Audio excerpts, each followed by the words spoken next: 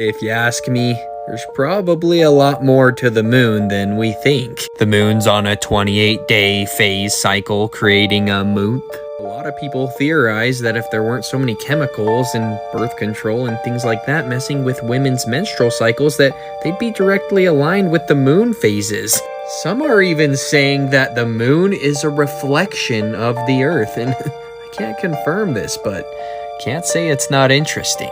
And if you haven't gone outside during the day, yeah, we're seeing through it. I don't think that this thing's a dusty rock. Science tells us only due to perspective the moon and the sun are the same size. Not in reality. The sun is somehow 400 times bigger and 400 times farther than the moon.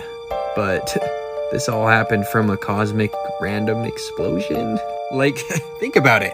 How do we see the same side of the moon if it's actually a ball? If we're both spinning, because obviously the moon is spinning too as it apparently orbits around us. It's spinning at the perfect rate so that we'll never see the other side. I wonder if there's like a law of thermodynamics explaining how chaos can never go to order. What do I mean by that? You'll never be able to throw all the parts to create a car out into the woods and have it randomly fall together and create a car.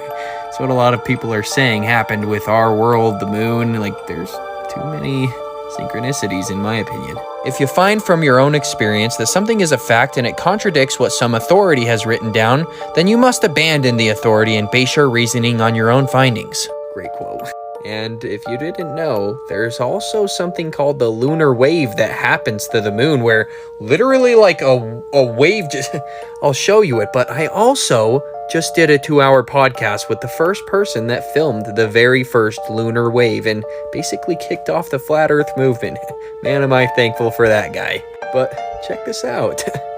So I'm filming one night looking for objects. I pan my camera down and the wave starts, this hologram wave. I don't notice it. And then it catches up to the camera and I do notice it. I glance at the moon, but when you're staring at things, you don't know whether it's your eyes or what. And then I notice a second wave coming. And at this point, I'm thinking it's my camera. I look up at the moon again and, I just don't know what to think. Yeah, weird, right? We talk about the lunar wave and much more in the podcast that I just recorded with Crow. Link in my bio for the website, top button.